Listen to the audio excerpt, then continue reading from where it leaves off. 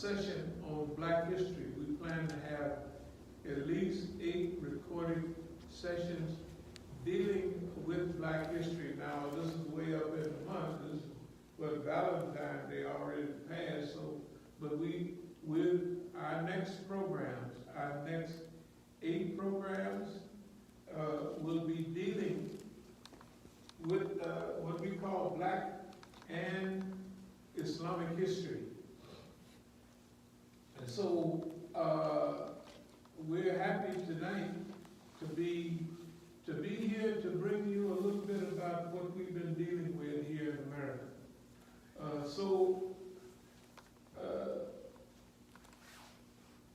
This is a Black History Month with an Islamic flavor.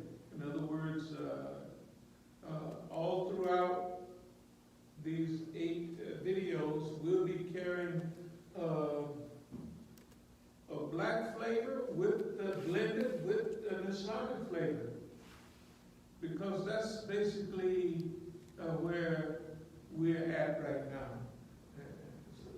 The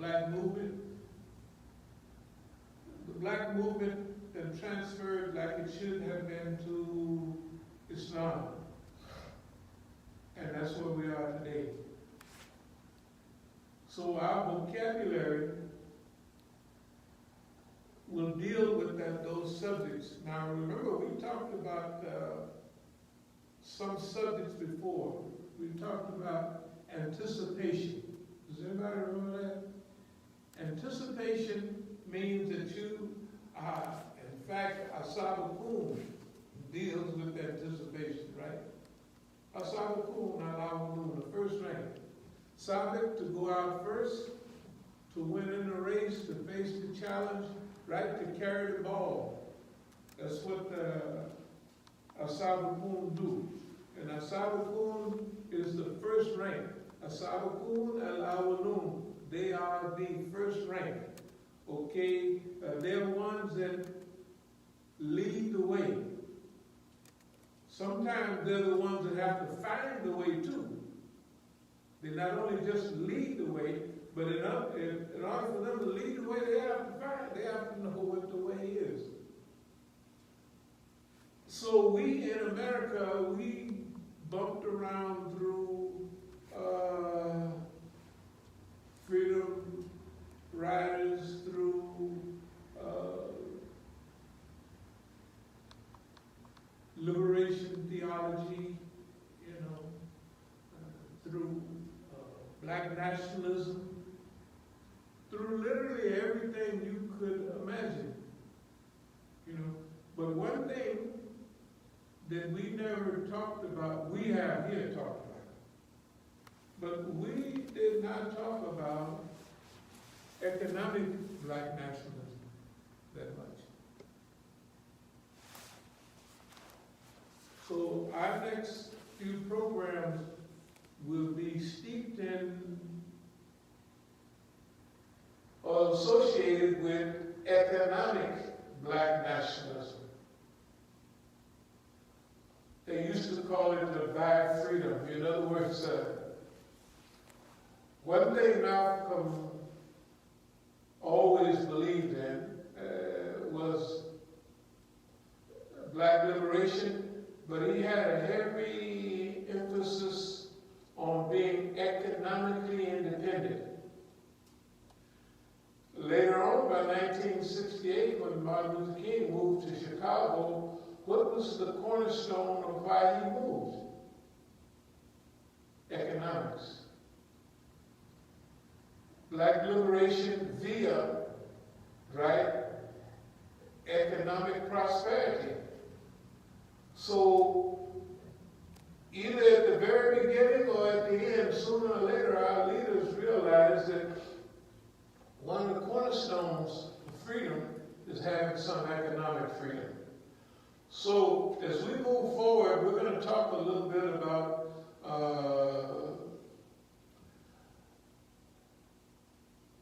what we used to call East Oakland Enterprises. East Oakland Enterprises started in 1968, but it really grabbed hold 1969, 70, in 71.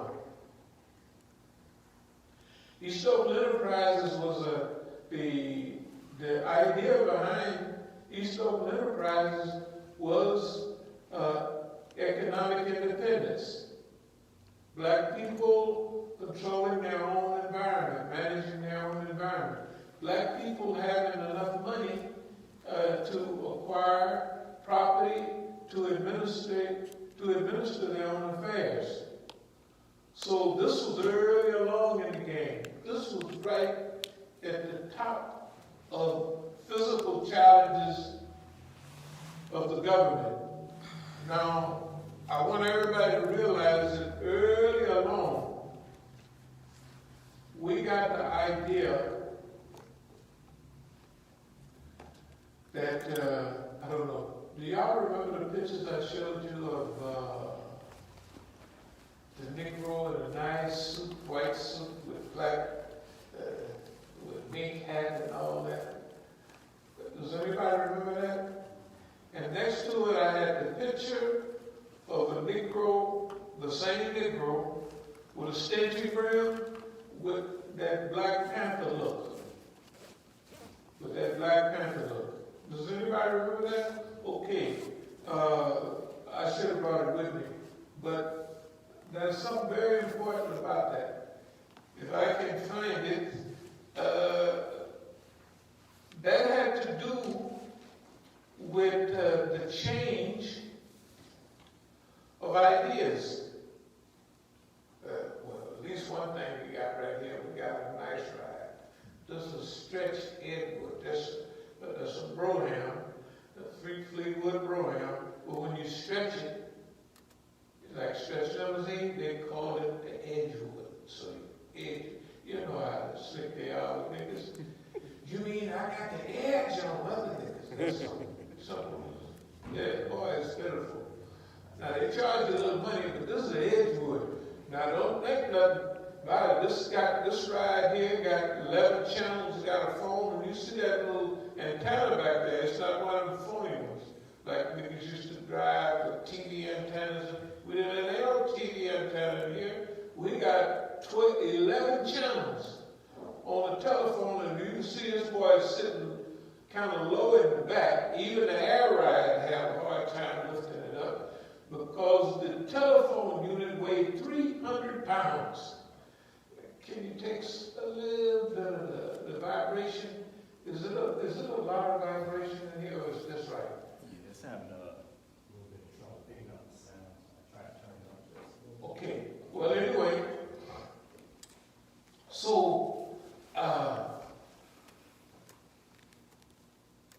we had a concept. The concept beginning in 1968, 69, this is the time when we get ready to roll the cap off everything. We get ready to roll. So we started off, we were already wealthy and everything, but we started off with what we call, our company, our idea was East Oakland Enterprises. East Oakland Enterprises. And I'm studying a little bit about business management and structure and organization. There are certain things that we, as young people, or as black people, had to do. We looked at companies at that time. They had companies like Sears and Roebuck's, they had companies like J.C. Penney's, right, in those days. So we looked at them, and we said they started with one. They started with one, but they spread out all over the United States. So our idea was basically that. So in East Oakland, we had several record shops. We had many businesses that young black people owned. We would front or give or invest in our people. This was rare. In other words, we had discovered a way to make huge amounts of money. So we were different than every other group or around the United States. take off real big. Later on, you had Negroes making millions of dollars. What was that guy from New York? One dealing all that heroin. He got all his heroin from Southeast Asia. Frank Lucas. Huh? Frank Lucas. Frank.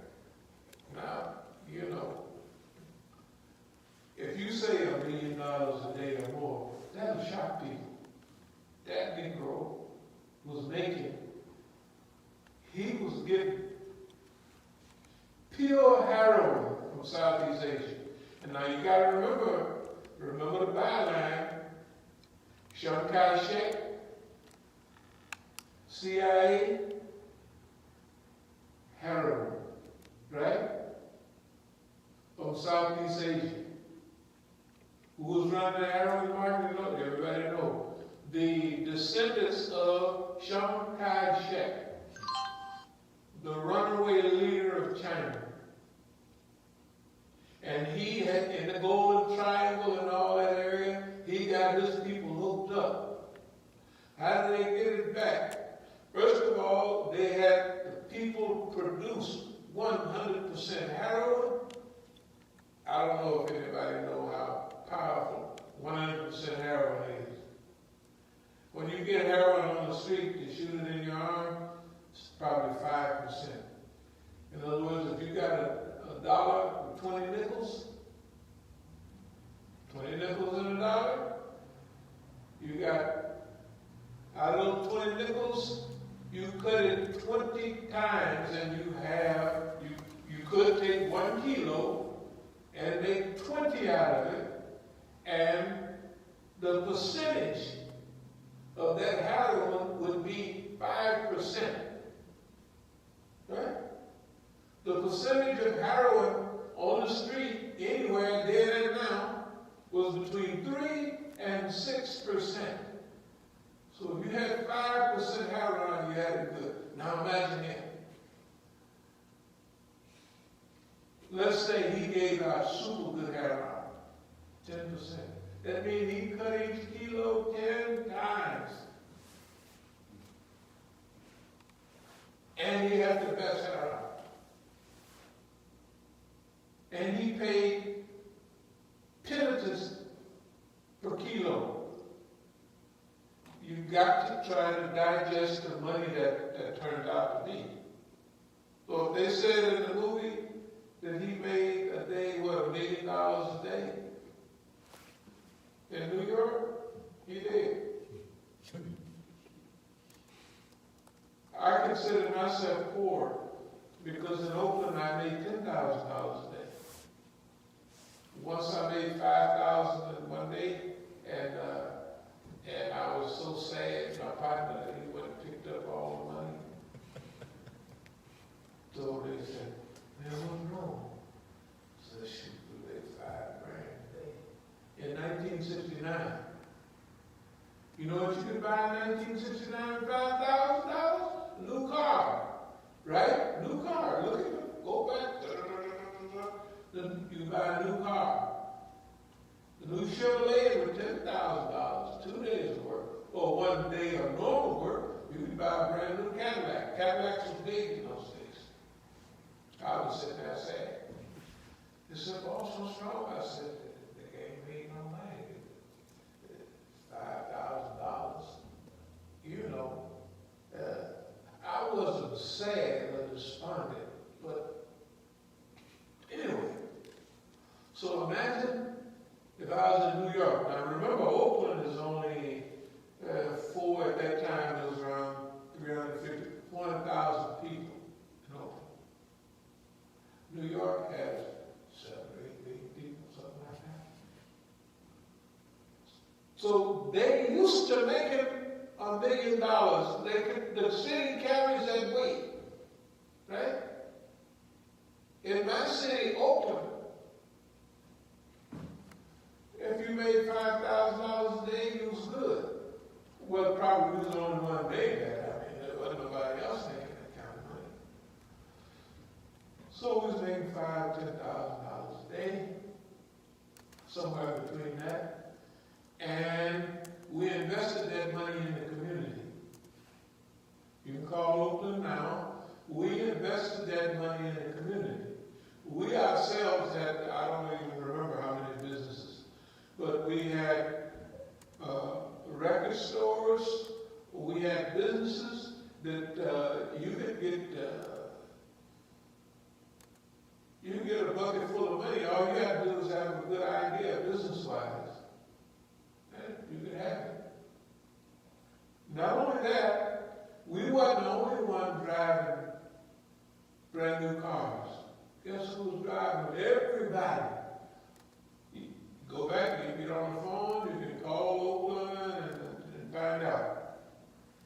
Or you can tap into the government thing. They'll tell you the same thing. Okay. So what we had learned was it's fine to have money, but if you don't really want to have money, this is what everybody else did. They wanted to be big. They wanted to get all the money for themselves. But I had already gotten super rich, so I said, it ain't no fun having, I'm the only one got money and everybody else still going to work, and everyone else ain't got no friends that hang around with me because they all go to work. In East Oakland, it wasn't like it is now, a gangster area. It was a middle class Negro area in the early 60s. What was so good about it for them, everybody had a job. They had GM, they had the Chevrolet plant, man, they had everything going on, and everybody had a job. My best friend worked at Sherman Williams, the paint company. We go run in the morning up in the hills, and I take him up there, I run with him, and we try to get him to work by 7 o'clock. I'd have to get him to work by 7 o'clock, because in the early days, I'd have to zip over to where I worked. For a whole year, I had a job. I'm telling you, you can't believe it or not. But I worked. They asked me something here. So, when is your last job? I said, well, 1966. 1966? I said, yeah, I had a job. When have you worked since that? I just told you, lady, I had a job in 1966. I haven't had no job. Technically, I haven't. All the stuff we did around here, if we raised, let's say, $500,000 for the school, which you could tell the amount of money that was going to the school, right? You could tell. We just raised the money. But I had no job. I didn't have to sign up nothing, fill out nothing for a job, interview or nothing. I didn't do that. So my last technical job was 1966. I worked a whole year in my life. I worked one whole year. Shoot, I'm proud of that. That's a big deal. You know, a lot of niggas never had a job. But I had a job in 1965 when I got out of the pen, 20 years old. Then 1966. I'm not going to go through 1966 and the government ease up to you or ease up to your friends and try to pull you out of that work. That's what happened to me. I'm not going to go through it tonight. I'll go through it tomorrow or the next time. Because the government in those days was identifying people with potential leadership qualities. Every day after work, we got off at 3 o'clock, whatever it was, and we would all go over to Bobby Foreman's house, and we would all go there, and we was young. We was lifting weights. It was like a little club. We had fun. We were young. Lifting iron and doing all that. That means everybody's healthy. When the government comes by, it comes by to look at leadership potential. You know, when they survey the black community, if you looked at that movie Panther, that was a part in the picture when they had early years people feeling around. You could feel at 65, 66, feeling around in the community. They was doing that.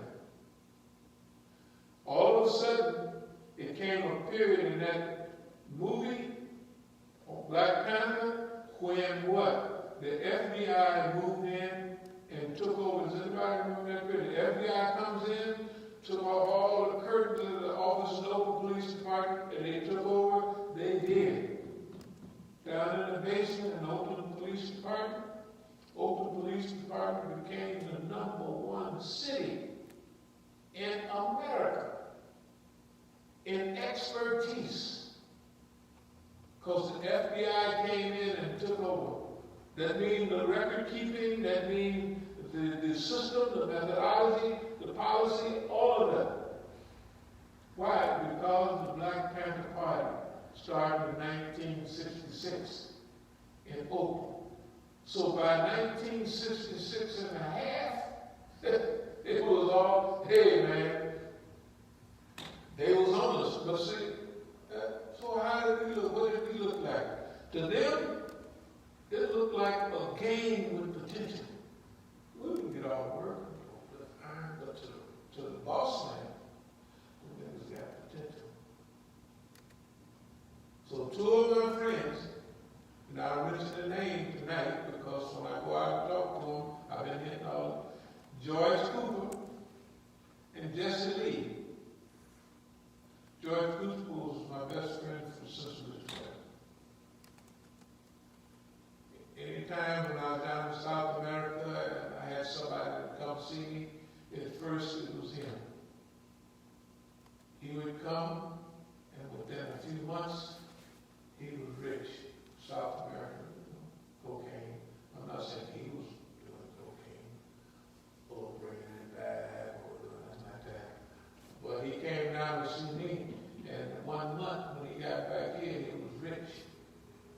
My thing was, it wasn't 1 month because he stayed down there a whole month. We walked and talked every day. Now he was good in boxing. That's what most of my friends was boxers.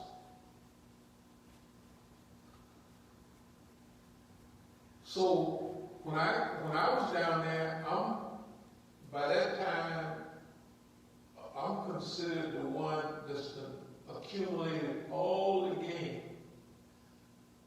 Okay, all the game means the ability to. When I left, I had a fight with the government day in and day out for many years. So I learned the game, what we call the game. Get the game on gambling, how you gamble. I got to get the game on, you know what I mean, tipping people out of money. I got to get the game that learning the expertise in whatever field of knowledge that you want to go in. That's what getting the game. What's the game on such and such? So when I started selling cocaine, which I got super rich on marijuana, this never happened before, I didn't open it.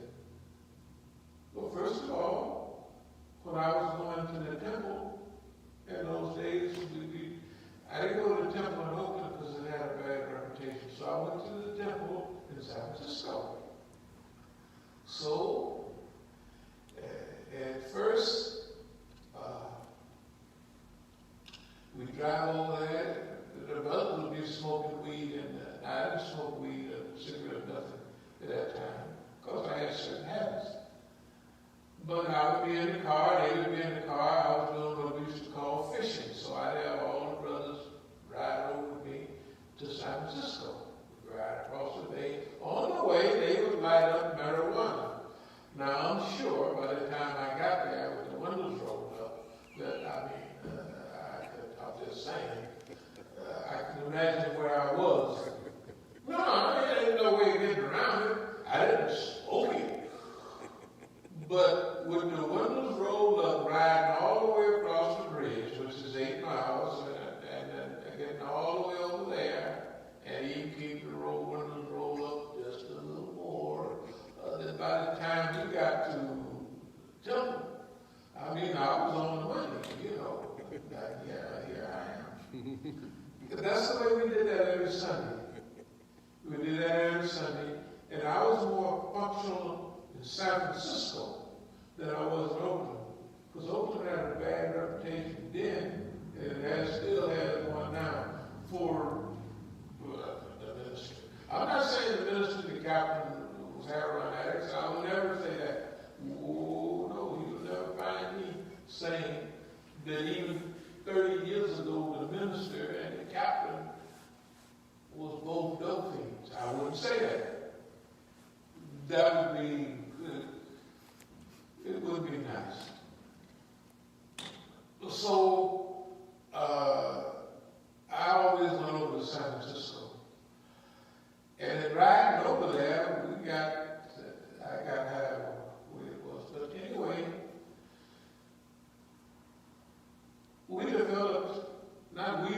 I developed an idea that, and not only me, when I got up to McNeil Island, Federal Penitentiary, the brotherhood, and the fruit, the whole fruit, some of them I knew from LA, whatever part of they was in a nation, and they believed in nation time. So some of the brothers would say, yeah, we opened that thing there in Oakland. You didn't know that was us? I said, when y'all got that big old building, it was a big old church. And then for a while, the minister was running it. And then, I don't know, he lost it. But people say, but I didn't believe he was dope. No, not the brother. You couldn't get me to believe that. You know. That's just what everybody said, and everybody had a bad. And then, even places like Kansas City, the chief's brother was in Kansas City. When I was in Leavenworth, I get back on the subject. When I was in Leavenworth,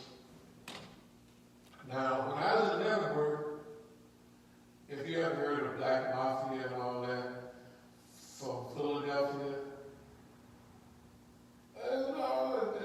I know the people was lying. They were saying there's all Nation of Islam.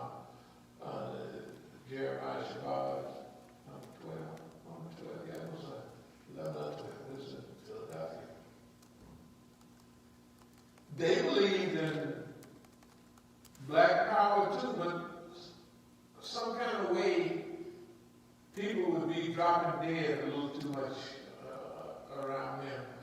In Oakland, was the nicest people, you wouldn't believe it. Doing what we was doing, you just got to call the people in Oakland and find out. Check the police record if you don't believe it. They're the nicest people you ever seen. I was talking to number 2 in our organization, 2 years ago. I said, we never even beat nobody up, did we? He said, no, but we was ready to. In other words, we ran the whole city doing what we was doing, and we never even beat nobody up. Why? Because our ideology was not to hurt black people, but to help them. So anyway, up there in Philly, when I left Leavenworth, I used to send people, at that time it was still being called Valadian News 76. Still, it was a transition.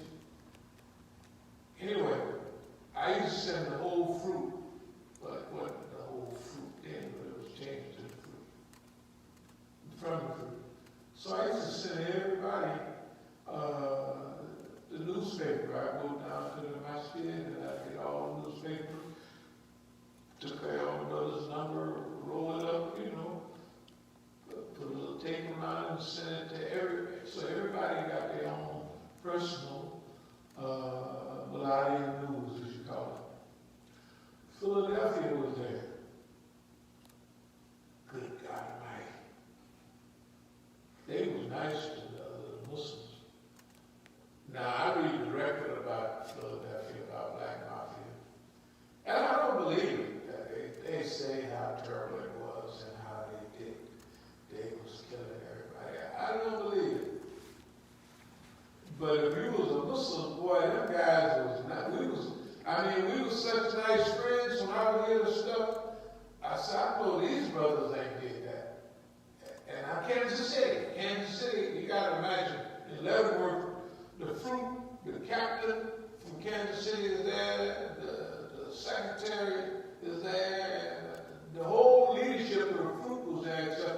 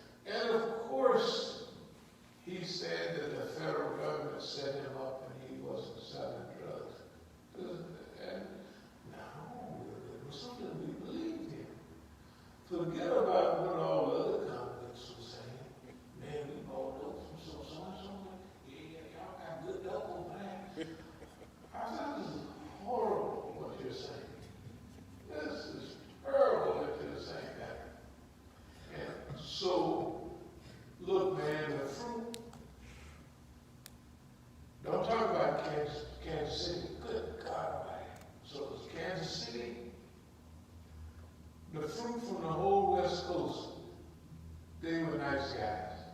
They really hustled. They hustled, you know, out there we hustled, and we bought all those big buildings that they had. It was nation time. That's what we was doing. That's why a certain amount of what we did, it went to, if you can check Oakland right now, if there's still anybody, there ain't a whole lot of people alive, but you can still check.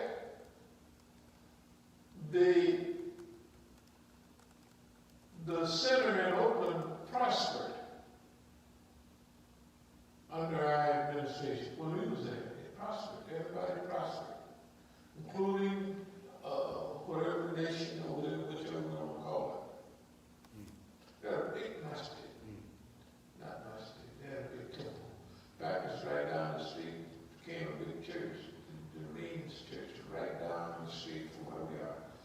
It's right there now on 82nd and back out there.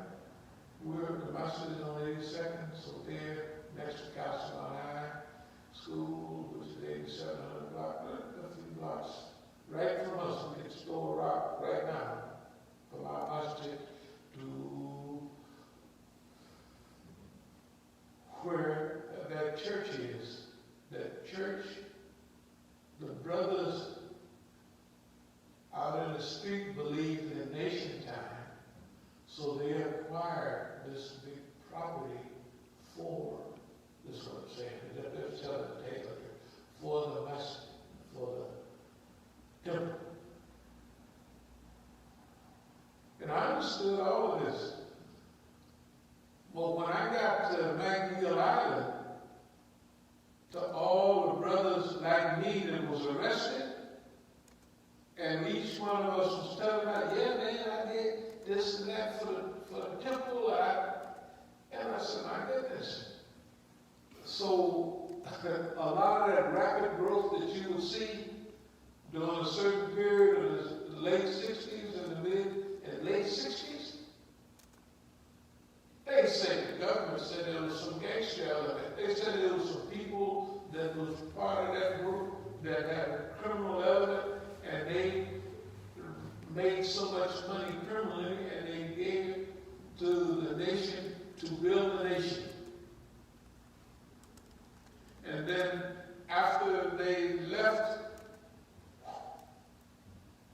took a crash.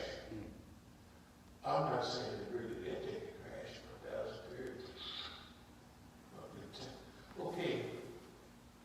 So this idea of nation time, this idea of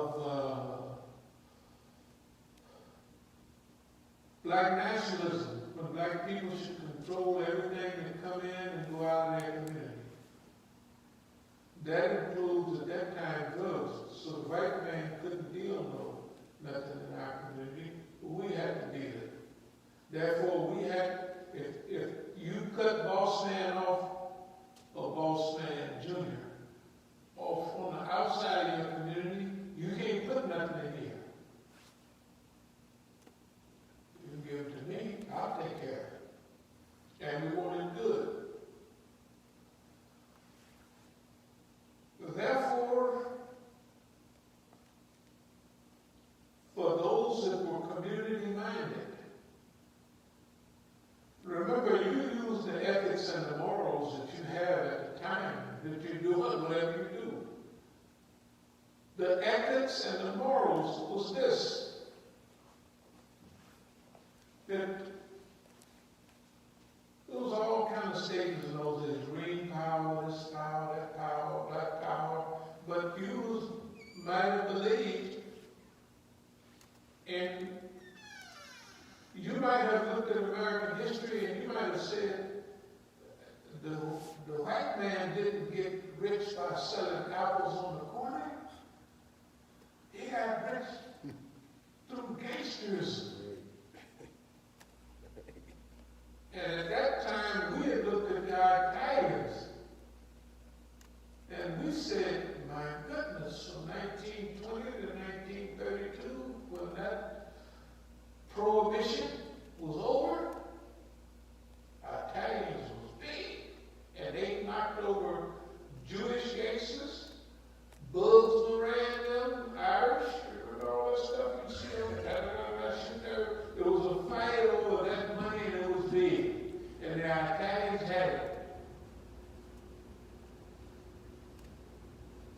Don't do 3 years ago, Italians. They talk about mafia, they talk about Italians in America. We said, that's the style we want to practice, and that's what we did. But in Oakland, it was different. Oakland was not like New York. Oakland was not like most of the other towns. We did what we did with consciousness. You have to understand there's a difference. And it's the consciousness that was available to us at the time. It's not today's consciousness. Halal and haram. It was a consciousness that was available at the time, and we took full advantage of it. And that's why this African American economic enterprise stuff, East Oakland Enterprises, was going big in Oakland. Simultaneous with political development of the Black Panther Party. I showed y'all 2 pictures. One with the Black Panther outfit on, stage grim, black coat and all that. And I showed you one who had been super sharp. This is only a year or 2 later. Why was that? It was, I told y'all then, it was the disguise. Disguise. And did I mention, does anybody remember that I said, this was a picture, this is 1968, and I showed right next to it, 1969. There's a reason for that. If you can count what was happening in 19, they're killing all the black leaders, right? Well, all the big ones is already dead. 68 on the back, right? From Medgar's time to Martin Luther King in 68, right? Okay, Malcolm X in 65. All the people were being martyred. Let's see, what do Boss Man, how are we going to get around Boss Man? You got to think ahead a little bit.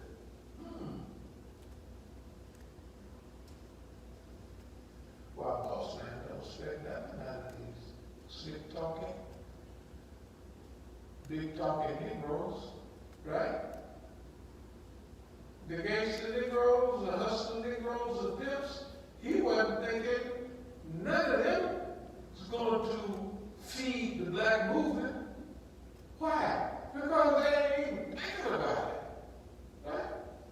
So this is a disguise. This is a perfect disguise. Boy, this is going to get sharp now. You can't get no sharper than this without being a clown in those days.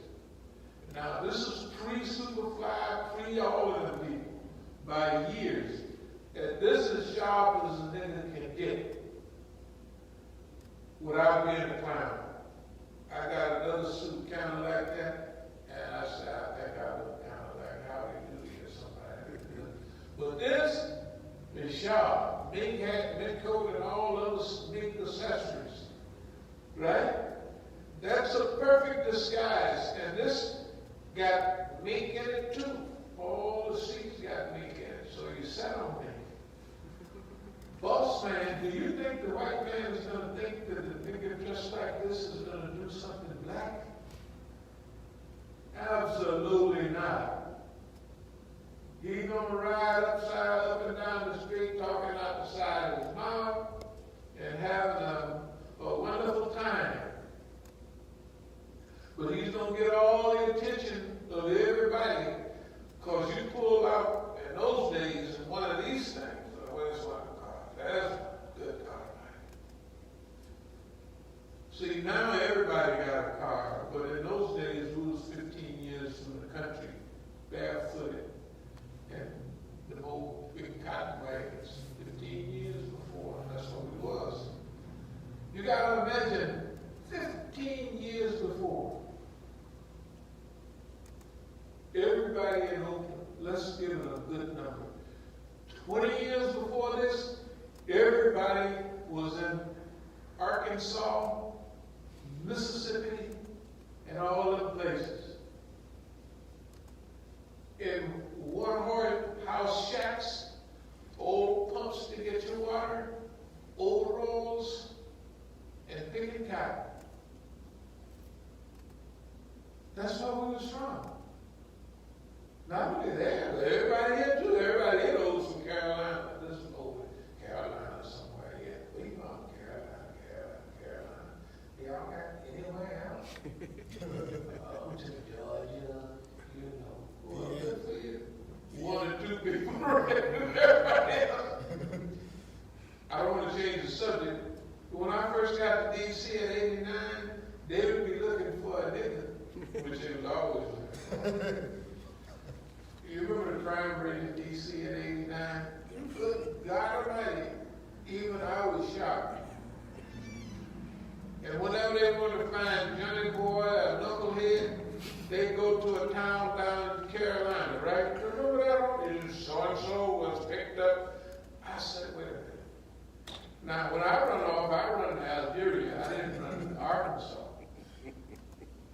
Why wouldn't I run to Arkansas? Well, I would run to Arkansas because I'm from Arkansas, right? I mean, I was 6 years old when I left. But all my relatives were still in Arkansas and all that, and, right? Why would I go to Arkansas?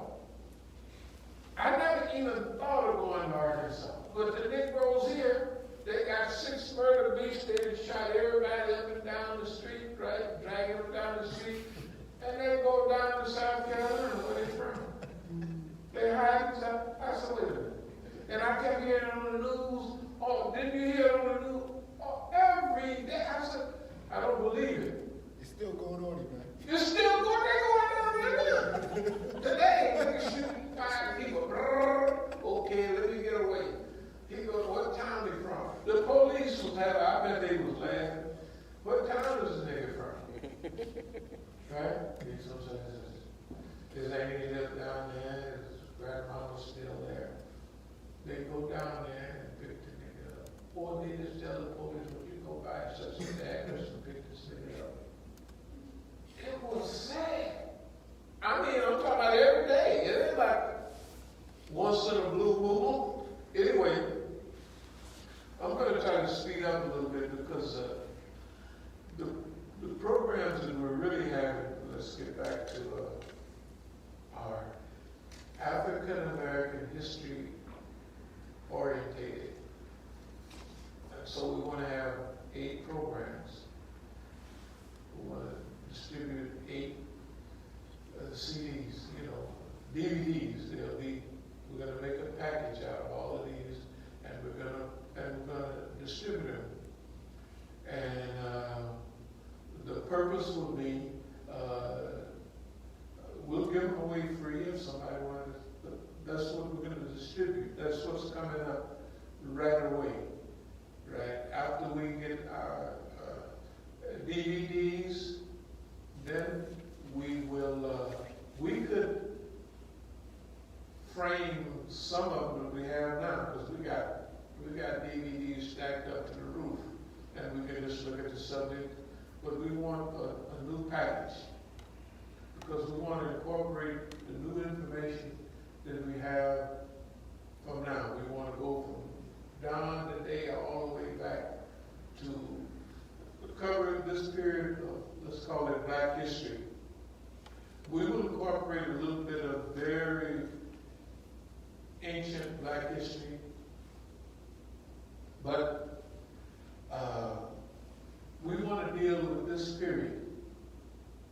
And this period is very important. If we were to go back to a period of, let's say, Superfly. Just regular Superfly, the old, not the new.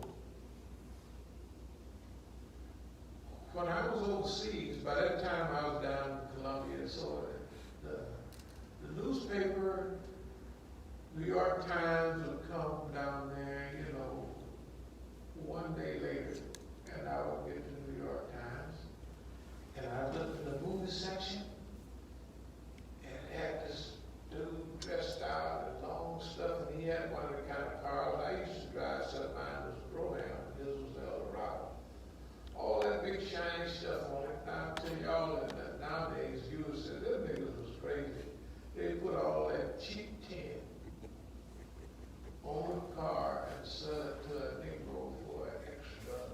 million.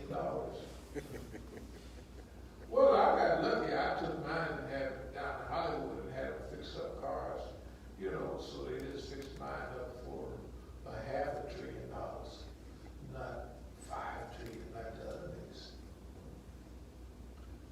They got the big shiny stuff. Boy, look here now, you may be laughing at it.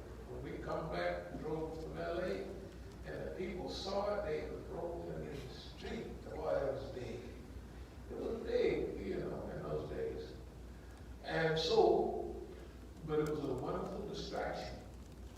Because nobody in that kind of car is going to be thinking about rebellion and revolution. He's going to be thinking about girls and getting money and staying out all night at all the clubs, talking out the side of his mouth. That's what they thought it was.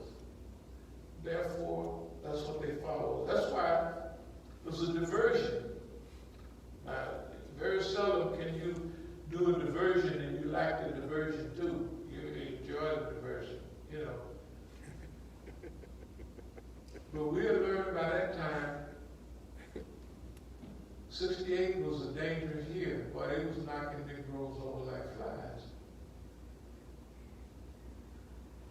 And if we dressed a certain way, talked a certain way, and acted a certain way, the chances are we're going to get knocked over with all of our friends. So in Oakland, remember, Black Panther Party is here, and we're here. And we're all, if you look at the pictures of all of the old days, most of my group came from the Black Panther Party. Because I told the brothers, you want to do something for black people, get with us.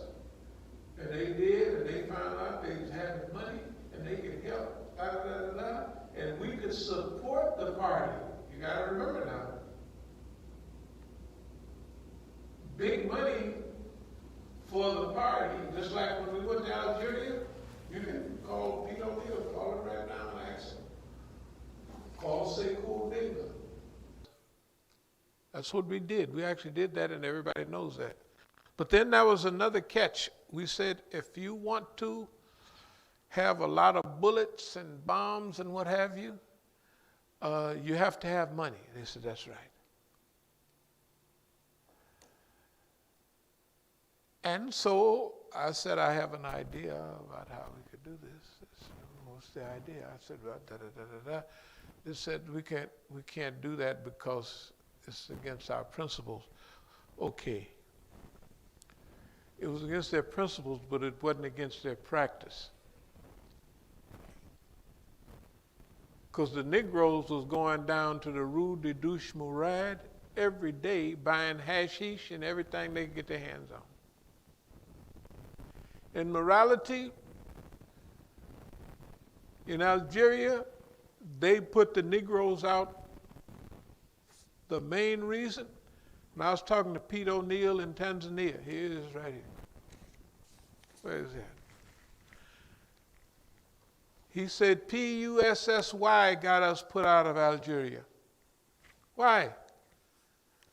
A large group of the people, the women then was wearing niqab, full hijab. This is a custom in that white outfit they wear. A lot of them in the city. Now, a lot of girls wore, some of them wore mini dresses in them days. But you couldn't do, they wasn't going to do nothing. That was just the style. You got, what? Oh, no, because it was against Islam. And I hated to go out in Algeria. Because you go to the club, it ain't nothing there but men. I said, I don't want to be hanging out with the people, the brothers. Because, you know, over here, when you went out to catch, you know, right? Ain't nothing but brothers. Now, there's a European joint you could go to, and it was mixed up. And not that we were European, but we were Europeanized. We were Europeanized. The Black Panther Party was Europeanized, was Americanized. And when they when they got rid of the Black Panther Party in Algeria, it was not because the Arabs there did not like black people. It was because, number one, I'm telling you what Pete told me in '72 when I visited him. He said, man, pussy got us put out of Algeria. The Negroes, and I would talk to some of our nice Negroes, and they would say, oh man, the girls there, ooh, they like niggas. And you know which one they like the most? The Negroes. The ones that had niqab on. Because they had no other experience except, and then they get 2, 3 experiences with the Negro, and the Negro maybe have a little extra charge or something. And, you know, they said, ooh, they was just really, and Arabs put them out. So wonder they didn't kill them.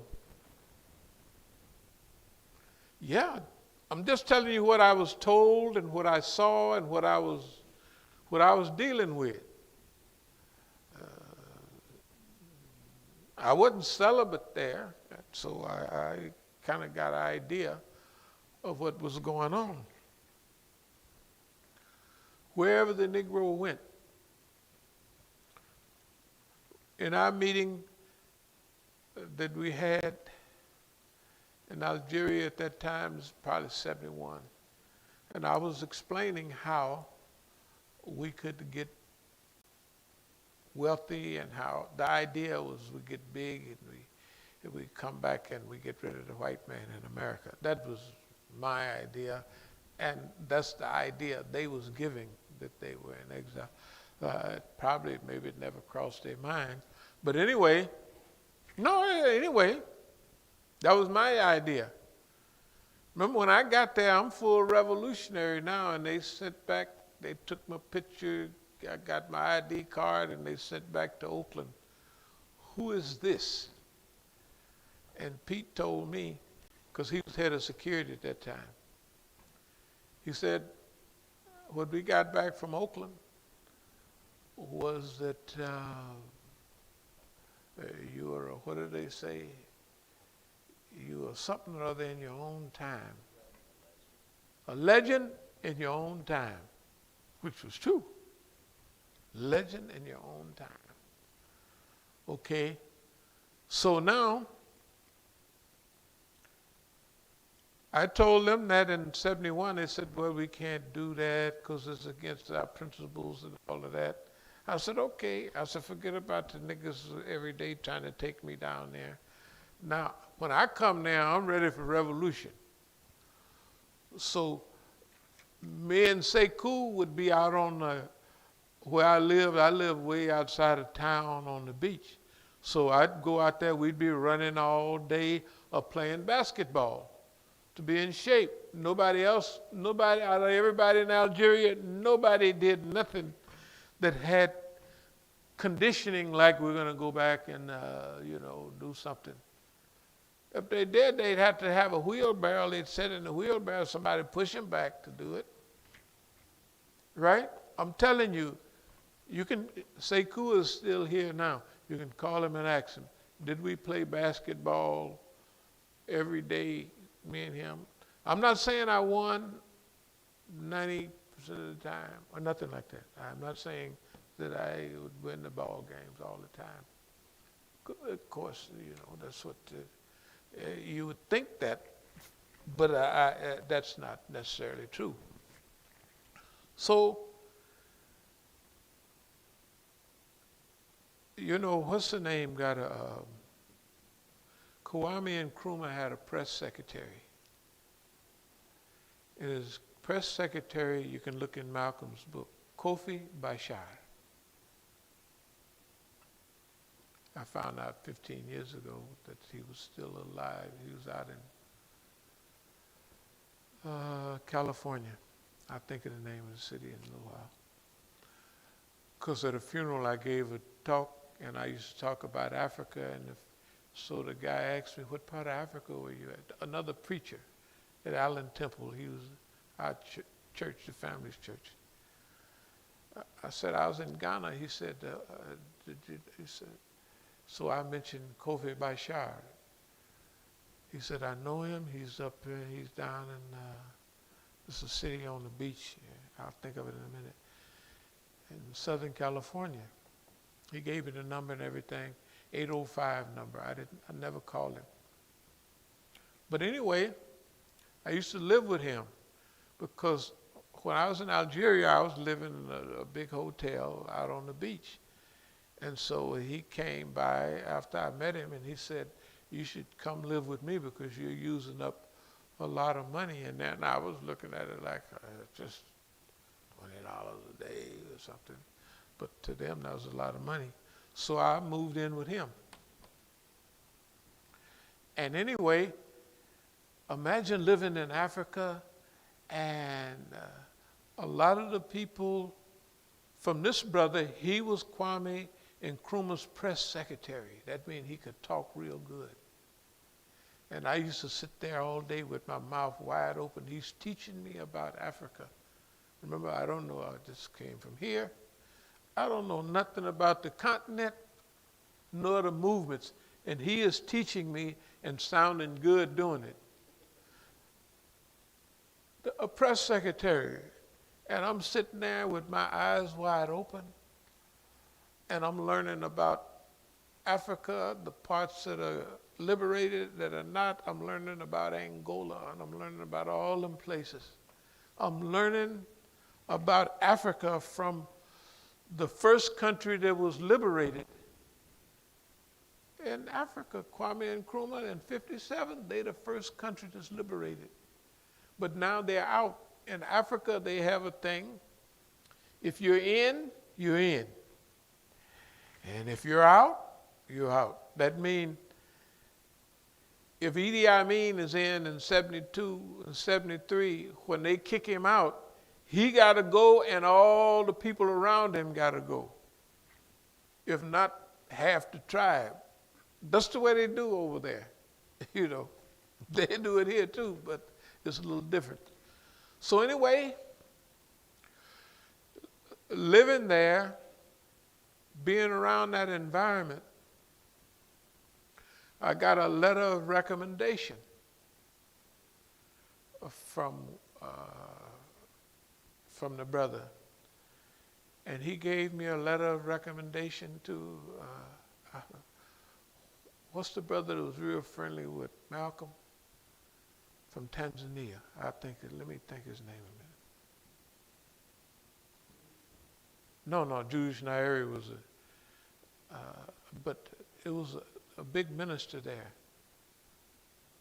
I think his name, Ahmed something or other. And so when I went to the State House,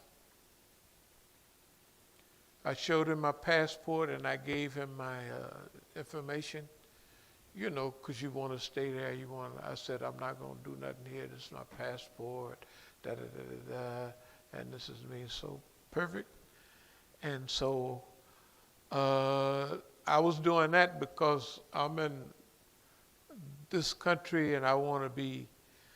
Tanzania wouldn't send you back. That's the good thing about it. See, they wouldn't send us back. And up the way would. Oh my goodness, you be gone, you be on your, they pick you up. They'll hold you at the airport. The U.S. will come in, pick you up at the airport and drop you off at Kennedy, and not drop you off, but they'll arrest you at Kennedy Airport. You are now under arrest at the airport. They was dirty then like they're dirty now. If you know if they was that dirty then, what they do now. I'm going to try to speed it up a little bit, and I want to get to the part where the black people in our area did not understand technically what revolution was about. Everybody else from South Africa, from Angola, and from all those places, if they were in Algeria or when we lived in Tanzania, they gave 1% of the tax and everything for the movement. So, and Dar es Salaam was the headquarters of the liberation movement around Africa. Because remember, at that time, Africa is not totally liberated. So everybody from Portuguese colonies, Mozambique, and all of those places, right, Zimbabwe, they were still colonies. So Tanzania gave 1% of its taxes to the liberation movement. So the headquarters, when we left Algeria, then many of us went to Tanzania. Or when I went back to Algeria in 1973. Now, in 1973, I come back to Algeria. I did what I said. I said, well, we want to make enough money for the movement, da, da, da, da, da. So when I went back to Algeria, where's the Black Panther Party? Black Panther, Black Panther. Everybody's playing like they don't know. By that time, and I didn't know it, they didn't put the Black Panther Party out, except a few. And I couldn't find them. So I sent the sister back to the U.S., and then I went to Tanzania to find. I said, I'll go find them. So the best place I knew in those days, 73, I lived in Tanzania before. So I went there, and guess what? That's where Pete O'Neill was. That's where the brother was. So he gave me the whole story about what happened. Yeah, wasn't nobody there hardly, but one or two brothers, because they put us all out. And I asked him, well, why they put you out? That's where he told me vagina, pussy, got us put out of Algeria. Yeah, the Negroes brought Negroism with them. They went to a Muslim country with a bucket load, pulling a wagon load of Negroism. They didn't leave the Negro culture here. They go into a Muslim country with Muslim behavior, right? And they spending all their day. I used to watch, and I had a meeting. I told them, like I said, they'd go down to the Rue de Douche Mourad. That was a street, and they would buy hashish. And after I was there a while, I told them, you can't have a revolution like that. Now remember, I'm ready for revolution now. I've had my fill of the white man in America. I said, this boy is not nice. This is my opinion at that time. This is 71. I said, this man here is deadly. He laid in and destroyed or attempted to destroy everything we were building up.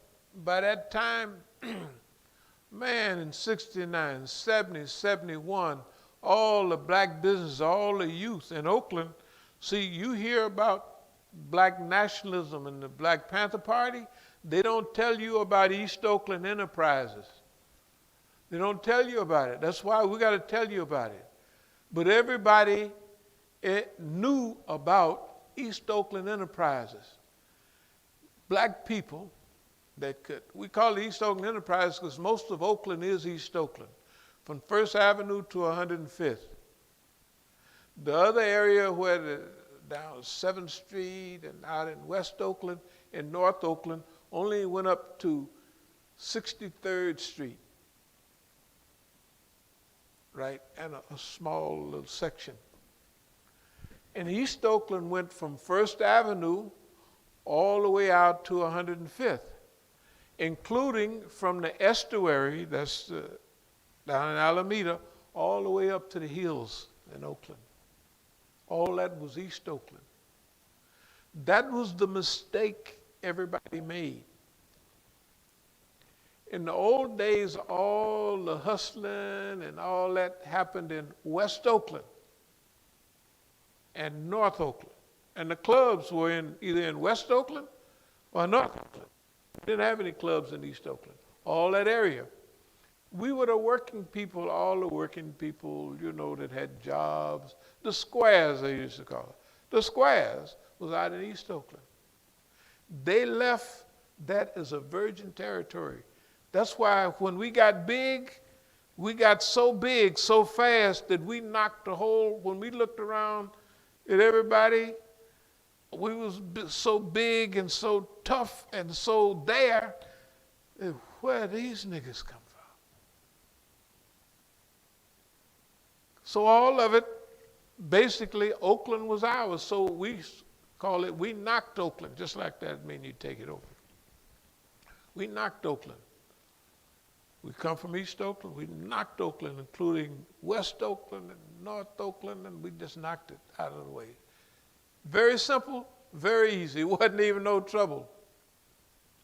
But also, we carried with us certain type of behavior. One, don't hurt no niggas. This is unheard of.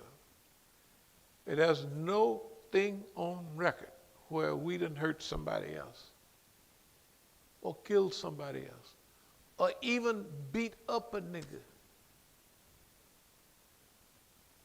If Negroes cheated us in dope, one of the guys from North Oakland, he bought a package of dope, or I gave a package, it was $500 he owed me. So, he didn't pay me back, I said, no problem. So I just waited, and then next time he said, man, I need one of them packages. And so I said, well, let me hook you up. So I took something and I cut it 10 times and gave it to him. So in other words, I got all the money he owed me. And if he wanted more, he gonna have to call me and get something more powerful to put with that garbage I gave him. No, but here's the point. Why argue about it? There was nobody killed. Look, during our administration, like they have people got killed all the time around D.C., it was none of that. Nobody got killed. And I'm telling you, we as an organization didn't even beat nobody up. That was unheard of, but that's because we were black consciousness. We was black conscious. So a nigga hold you $100. Well, how many times he come by? He came by 9 times. How much he buy? He bought $50 bag, $50 bag, because he was buying for some other people getting their money, and he get $50, and he come down. Said, what, he done bought 10 or 15 $50 bags? Well, if he just owe us $100, he done paid for that 50 times. So let him go. It got so bad that how that on that crank and other stuff, people be lying and be telling they be up all night. Negroes would come to my house in the middle of the night. In fact, they go always from 1 to 5 or 6 o'clock. That's when the people down with that crank gonna hit you. Yeah, they have white in their mouth. Yeah, da. Yeah, the stuff you gave me last time, a buzzard flew by, picked it up, he dropped it over, then he dropped it over here, then a rat got it and went down in the hole, and then I was chasing the rat, and then, so I ain't got your stuff. I said, here, nigga, that lie was so good, because see, in the beginning, I used to get mad. I used to say, the niggas must think I must be looking like a fool, and I'd be looking in the mirror. Why would a nigga tell me something like that? It's obviously a lie. So I changed the policies. Just like here, I changed the policy. I said, from now on, if a nigga tell a good one, I'm going to give him something to go with. It ain't costing you nothing. So the nigga would tell us some of them lies, white coming out all, that white be in your mouth, side of your mouth, and they be talking that. I say, here you go, nigga, that's all right. In other words, I didn't go to movies much at that time. So that was my entertainment. You know, they're going to be here and they're going to tell you such a lie that I just used it. Maybe it's the character or something.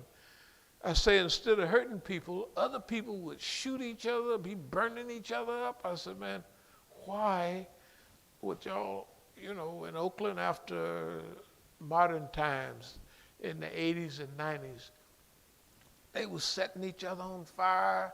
I said, why that nigga owed me $50? I said, $50? God, dog. And you set him on fire? You know, throw something on him and set it? I said, my goodness. We didn't do that. At least our group didn't do that. And I believe one of the things that the government kind of liked about it is we kept the death rate down. Yeah. I got a feeling, this is a feeling, that they was happy with the niggas ain't shooting and killing each other. We could stay in the office all day and eat us some donuts and coffee, right? But if the niggas is shooting each other, we got to go out, at least they got to go out and write a report, right? So technically, that was a group of the police that liked me because we kept order and kept everything moving smooth. So they could eat donuts and all that all day. Mouth puffing all up. Let me speed up a little bit. Superfly, TNT. Superfly, I'm going to tell you so you'll know.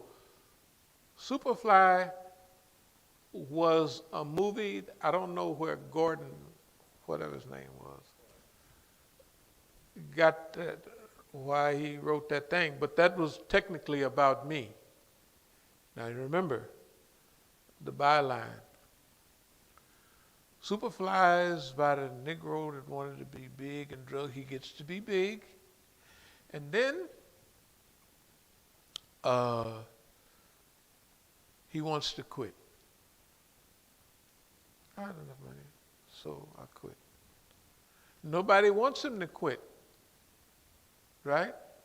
The Negro he didn't went to the police, tell the police, homeboy want to quit, right? Remember?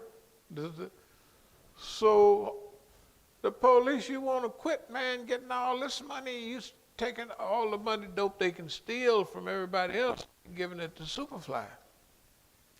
And it ain't no secret about the New York police. Do you know, y'all ever heard of, what was that, the French Connection dope? French Connection. Over 400 pounds of pure heroin. That was a lot of money in them days. Good God Almighty. By the time they got to court, they couldn't put nobody in jail. Why? Because it was all milk sugar. The police had stole all of that heroin. Everything that had a smidge of the heroin in it, they stole it, right? And put it on the street and became zillionaires. The police did, right? The police did. This is just a fact. You just study the record.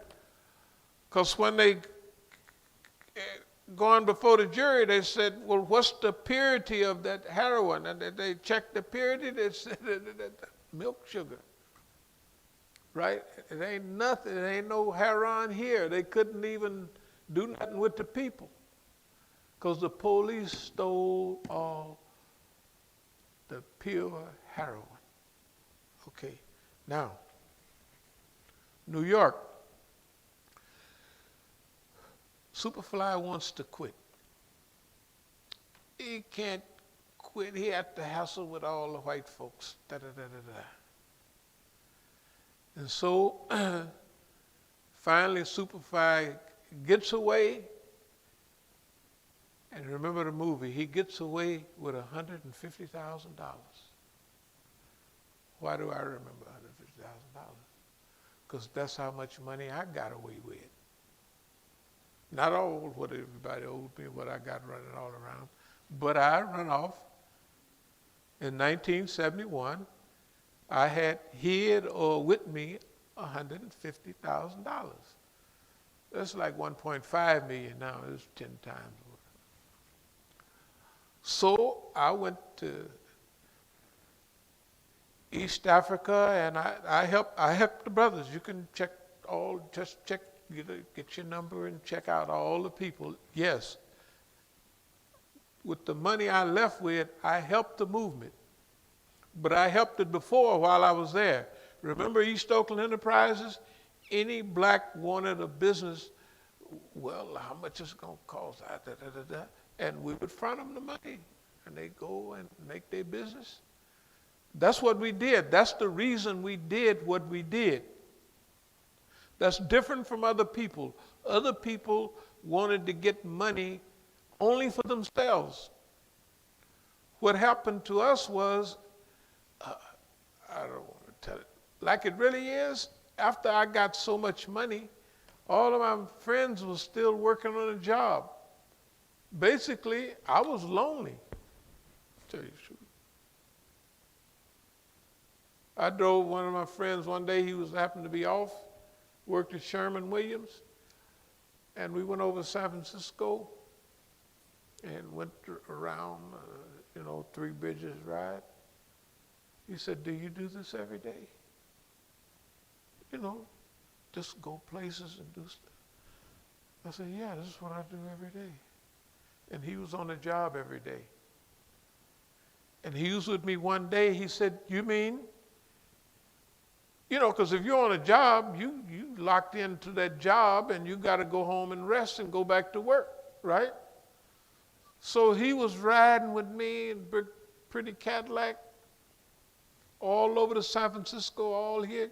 He said, do you do this every day? And I thought about, yeah, this is what I do. This is what I do. I go here, but then I do that, and then at night I go to one of my friends I was taking out from the same thing. So at 2 o'clock, we went to a nice restaurant and ate, and I bought him dinner, in fact, because he had a job, and he didn't have no money. He asked me the same question, do you do this all the time? I said, yeah, I do it every day. This is my lifestyle. This is what I do. Here's the point, dear believers. We made enough money to where we wanted to help everybody else get money. Because evidently, that freedom that everybody was looking for, they wasn't getting it. They just wasn't getting it. Martin Luther King was dead, Malcolm was dead, and they were slaughtering Panthers. So I said, I support them, but I'm not going to wear that Panther outfit. I went and got an outfit that the police not going to shoot no nigga down dressed like that, because he one of theirs, right? He's unconscious. He's flamboyant. He's got all this money, and 2 weeks he'll be poor, back scrubbing floors. This is what it looks like, right? That's what they thought. So I gave them what they wanted. That's a disguise. That had nothing to do with me. During this period, I saved money. I had a high standard. In fact, during this period, I had a really good system of management and what have you. How you manage money, how you take care of everything. But it don't look like it. It looked like a nigga is going to a party. A forever party, because all this is a disguise. When the police figured out it wasn't this nigga is helping all these people, you got to remember, suppose in a town, say guys like Rayful Edmonds and them, it was a whole lot of people making a lot of money around here, right? Suppose they invested that money in the community. It wouldn't be no Chinaman business all over. It'd be all Negro business. Suppose they just invested it. That's the way we did in Oakland. So eventually they figured it out. This nigga here is not no, excuse me, silly ass nigga running around like a fool. this nigga is making a fool out of us. And all the other Negroes is getting supported. If it was a Black Panther Party, right? If they could go someplace and come back with a nice stack of money, sometime I'm going to show you all on pictures, you'll see that half the people in our group came out of the party. Because I told them, you want to help black people? Get with us. After they was there 2 weeks, they say, you're right. You're right.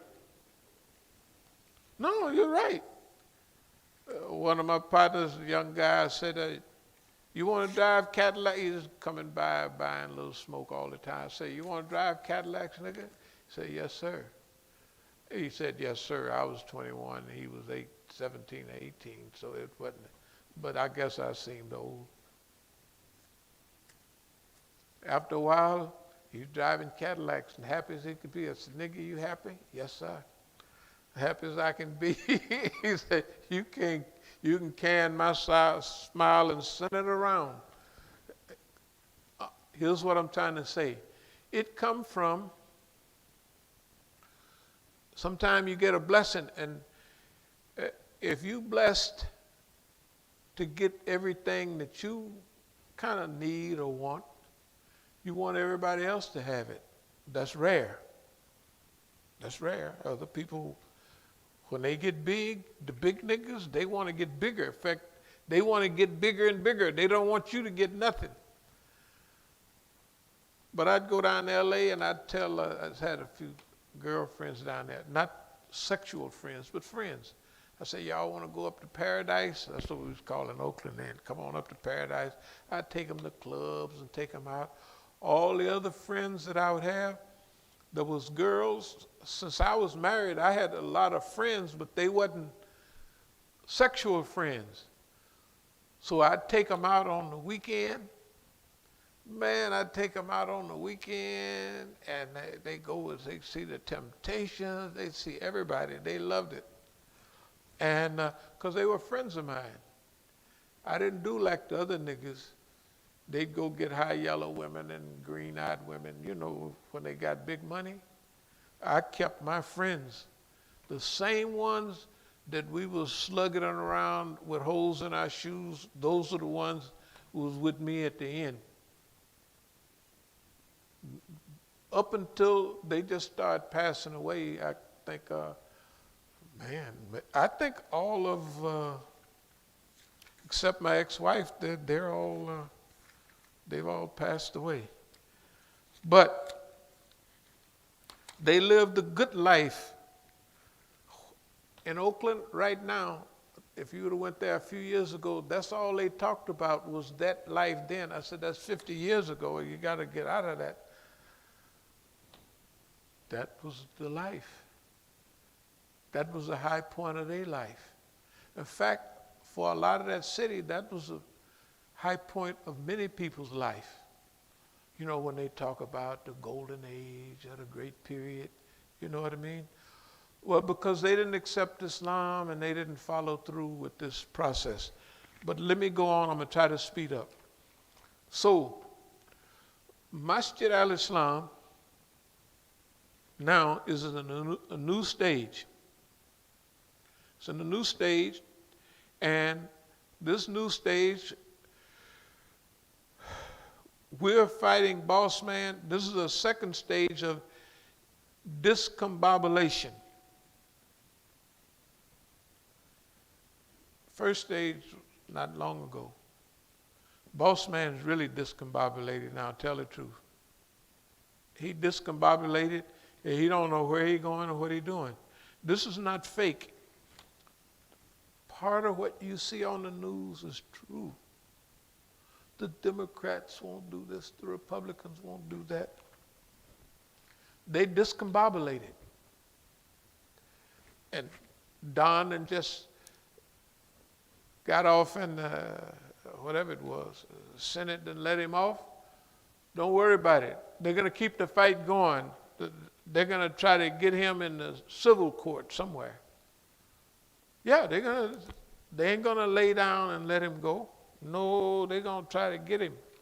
And that's going to keep them disunified and divided. But that's what they called for. Everything that you do to somebody else, sometime in the future, that thing going to grab onto you. Now, boss man, look here, when we talk about boss man, he mad now because he can't do nothing. The disposable people now is in his camp.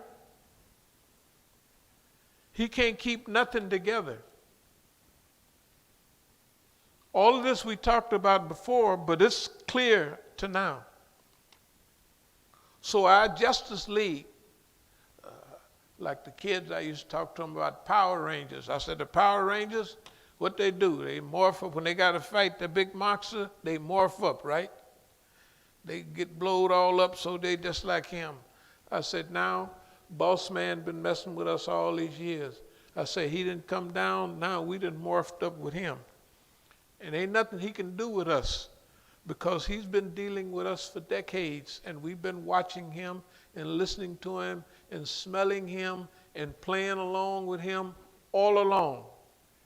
Every day, you go back to when we came here, over 30 years ago, we already knew what we was going to do when we got here.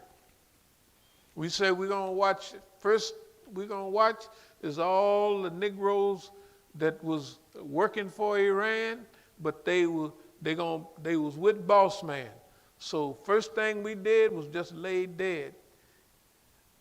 And everybody that souped around us, they used to be working for the Islamic Republic. And what was they doing? They was watching the Iranians on behalf of the white man. So this is stuff we knew. When we came here, we had the game already. We came here, we had the game already. All we did was improved. Since we've been here,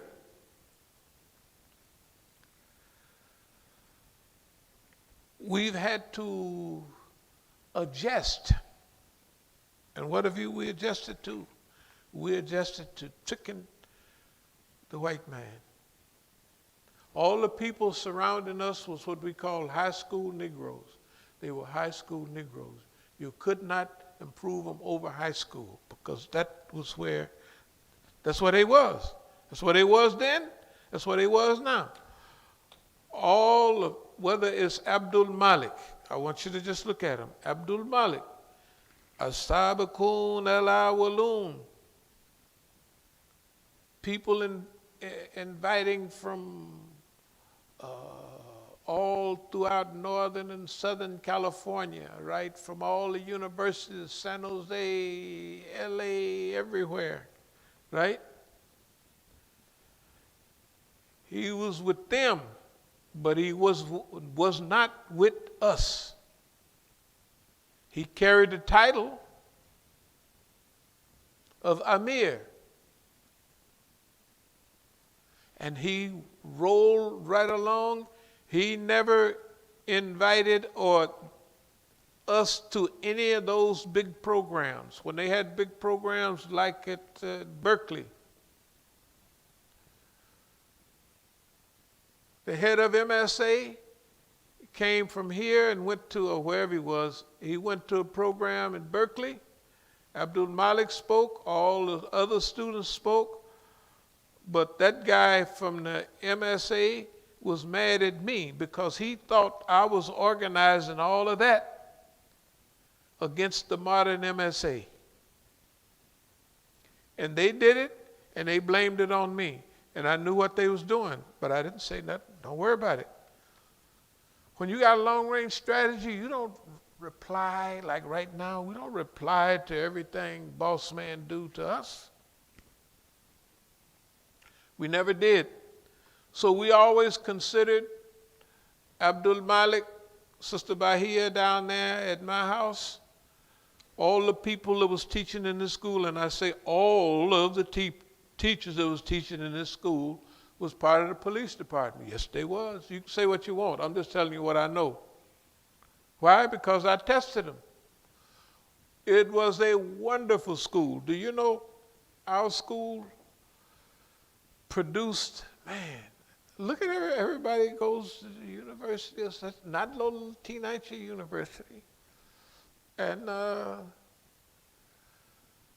that's what the Negroes could do at their own school if they had monetary support. But what do they care? When they realize that they can't control me, they quit school and let it go. That's why they stopped the school here. Forget whether I raised $500,000 for the school. That's not important. They didn't even want me to cook food for because at first when the school opened, I used to cook for the school. And they was kind of true. They said the kids don't want that kind of food. They want peanut butter and jelly, which actually is almost true. But downstairs, when I cooked them meals like we have here, guess who would be lined up? They couldn't wait for the teachers couldn't wait. Hey, man. Everything that came through here was designed by the government, and we let it go like that so they would think that they had us covered. That's what you got to do sometime. You can't just run up and slap boss man in the face and tell him, boss man, I'm running this. Especially at that time. We're in a different time now. Boss man has declined. Boss man is weaker than he was before. Boss man is in a state of confusion right now. Not only boss man, but his institutions. You can see it.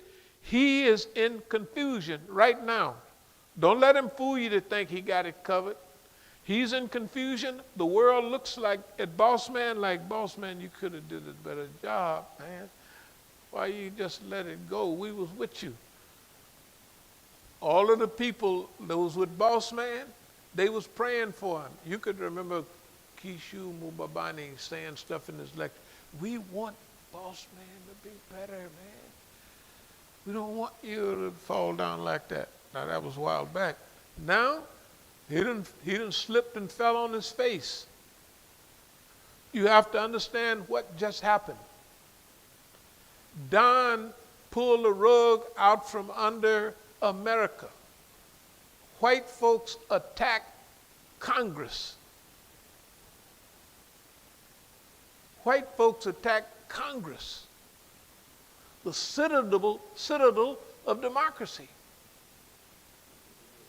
in the world, and he just got off. They ain't gonna let him off though, them people. They ain't gonna let him off. No. And if he gets off, it makes no difference.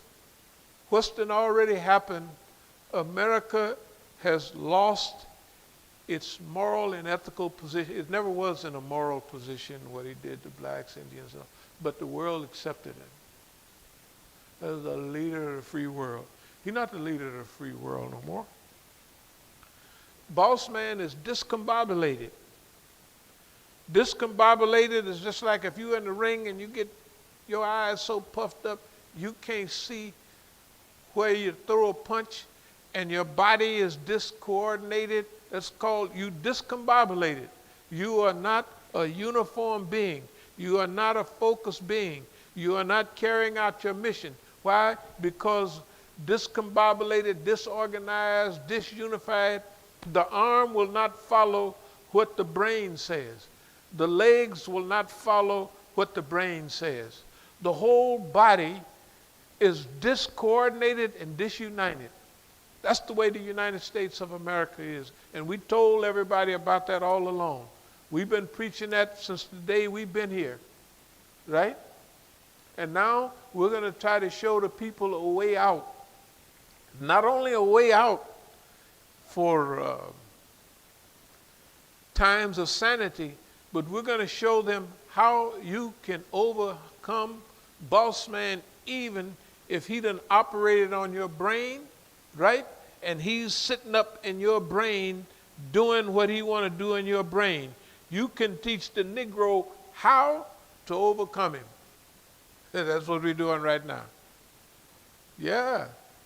We whooped the boss. Well, you can't get it. Look, we've been talking about boss man and all that for years. They said, we'll fix this nigga. So they had homeboy bust the poor brother upside the head. And so then they have to fix my head. Do you remember when you came to see me at the hospital? What did you ask me? Tell the truth. You asked me about, right? Now, I couldn't say a whole lot. I just sit there, right? Look at, this is like, they told him to bust me upside the head like that. So they would have to operate on my brain. And when they operate on my brain, they can put something in my brain. Now, it ain't nothing new. Now, remember, if they put something in your body years ago, it's not your brain. You got to think about, where's modern technology right now? What can't they do right now in mental mumbo jumbo? Right? They can do almost anything they want. Right? They can almost do anything they want. So you have to know where you're at. Maybe in the 1970s, they might have just clipped something right here because the nigga runs all around and do what he wants. So they might clip you. Right? They give you an operation in 1974 or 75, they'll give you an operation because you run all over the world. We'll clip a nigga. We'll tag him like they do. You know, they tag animals. They'll tag a nigga. They will. They did. They did. And I tested them for years. We're gonna now teach our people what we've acquired and what we learned. Because they floating along like Black Lives Matter, Black Lives Matter. You got to remember what our assessment of Black Lives Matter was. Is it true or not? We tried to tell the people, Black Lives Matter, okay, then you got to have a plan. You got to teach people, right? You got to have teach-ins and study-ins. You got to have a reason you're being here, right? This is what we told everybody. Just, okay, fine. I heard they come up with something like a teach-in last week or something. But all those thousands of people, they didn't get nothing. And they had programs here, and us on the TV. They're getting us from Iran. They're getting us from everywhere. And we said, and the people come over here from Iran wanting us, pleading with us to say that that's what happened. We said, that ain't what's happening. This is what happening in America. But I saw their faces. They saw so. I said, you saw white, stupid kids that didn't know what the hell they was doing. And in 2 days, they'll be right back on the volleyball court. But that's where they are now. Where's Black Lives Matter? Where's it at? It's important, right? I'm trying to tell you, we've been out front all along. And we're out front now, but the thing is different. We are happy with our life, and we're happy with our level of acquisition. We don't mind the white man being in our brain, because that means we got that sucker trapped. Yes, we do. If he's up here, we got the Peckerwood trapped. Okay. Just because you don't think like that or they don't, it don't make me no difference. They're not leading this fight because ain't nobody got all that experience. That's my job. To trap boss man. If we trap him first out there, right? The next, okay, then he gonna operate. What's it gonna cost me? Well, the white man gonna stick something in your brain, right? You're gonna talking about it. And when he's going to be able to manipulate a lot of your thoughts, and he's going to, so you got to, number one, we got to have a criterion. If anything happens, You write it down just like we do right here. If anything comes up unethical, we're not going to do it. That means the white man doesn't put a message. Any message that's unethical. So we got a criterion. The next thing is anything that hurts somebody else. Anything that hurts somebody else. Anything that violates our principle of nonviolence. Anything that violates our principle of nonviolence. You got to write that, wrote down. Okay, he want to hit you, you do something. No, absolutely not. Absolutely not. So, what stage are we in? We're in the stage to where now we dealing with boss man. When we wrote the thing, boss man bites the dust, that's what he means. He's already bitten the dust, but we're not going to bite the dust with him. So let me go on a little bit. So those people that help him, we classified them, as we always have, as high school Negroes. They can't evolve any higher than high school Negroes.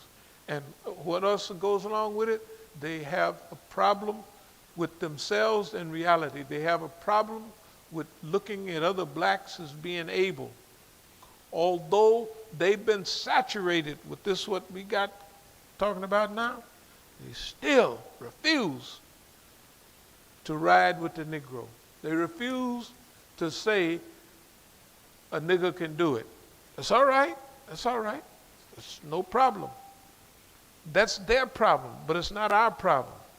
So what we have an opportunity to do, and we're going to do it a lot now, is we're going to teach, train, and educate the people on the process, right, of challenge, on the process of revolution, on possibility thinking, what you can do, what you can believe, and what you can act on to get your own liberation from the system, and then in turn help other people. Remember, now it's not black liberation, it's human liberation. Why is it human liberation? Because the white man wants to whoop everybody. He wants the last few dollars left for himself. The middle class has shrunk in America. We would say it's gone. The camaraderie, there was a time when white folks was needed because he was needed to use against me and you. Now he's not needed. They got machines. And this dumb white man here, he's going to turn on the machine and you won't need no niggas no more. Not niggas, white folks. And to prove it, like he got rid of the Negro or the movement with dope, look at the amount the white man said himself. 70,000 people a year dying of overdoses of opiates. 70,000 a day people. It ain't never been at the time but a few 50,000, 10,000, 5,000 niggas died, but they never was it any numbers like that. And those are white people. And you got to remember, we're not by ourselves. You got to look at the white police, say, in Iowa or somewhere. I was watching one where the young girl was pregnant and the dude, and they was using crank, and the white police took the girl and put her in himself, put him in some kind of program and say, okay, we would never do that for no nigga. Right? They wouldn't do that. They'd arrest this nigga. You need to be arrested. You need some justice. That's what they say. But the white people, look at the Midwest. The white people are saying they're just head hung over. One group is the police and the other group are dope fiends. And it's happening all over. There ain't no more me and you. You know, more white folks is dying on drugs than it is Negroes. And it's been like that, but they never would put it out there like that. I'm saying the world needs to be fixed. The whole world needs to be fixed. That's what we're going to play a part of. We're going to fix the world. And if we fix the world, everybody's fixed. The niggas is fixed, the white folks is fixed. And if we don't fix it, they are not paying no attention to nothing. The ocean will be up here within a few weeks. Not really, but I mean soon. Microplastics all over the oceans. Everything in the ocean is dying, right? We have to clean that up. We have to develop a position, a power, and an authority that we clean up the world as it is. That's what we got to do. They're not going to clean it up. I mean the ones that's running the world, the one that's running the propaganda and all that, right? They're telling the white folks, you still got it on. Hold on one more day. You're going to be all right. Them people, right? So our next role is, that's what our goal is to do, to help patch the world up, fix it up, spank it on the behind and say, give it a second chance, because the system is not going to do it. The system can't do it. This system we're looking at is discombobulated now. It can't do it. Tell the truth. It can't. It don't make no difference what you're talking about. It cannot do it. The only thing it can do is harm. The only thing it could do is harm these systems. That's the only thing it can do. So let me speed up here a little bit. So we talked about Malcolm, we talked about King, we talked about East Oakland Enterprises. Did we talk about Nixon, Black Economic Zone? Nixon stole our stuff. You know, Nixon and his Black Economic Zone stuff that he was talking for a week or two. Well, he got that from us because we was doing that in the 60s, late 60s. And so when he became president, they figured his niggas talking about economic zones. So he was just playing, he was lying. You don't never, do you anybody remember the economic, I'm telling you. You know, the Indians used to say that boss man speak with a forked tongue. So, you know, it's up to you whether you think he still do or not. He might start telling the truth. This is a picture of an iceberg. An iceberg, how much percentage of iceberg is underwater and how much is it on top of the water? Anybody know? 90 underwater, right? 90 underwater. So when the Titanic was moving at that iceberg and they saw a little bit sticking up and they tried to turn, that's the worst thing they could have done. They should have hit it straight on, because when they turned, that whole strip along the side, the ship was self-contained. If you close the door, the water can't get in there. They didn't do that. They tried to miss it, and it tore the whole side loose, so all the water could come in. That's all they knew what to do. They could do what they, okay. They can't miss this. They have hit the world straight on.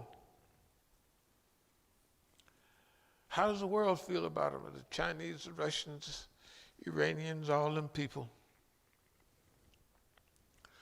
The boss man has lost his position as the world leader. He doesn't have they can't follow him anymore. They begged him, they say, please do right. Please, keep your position.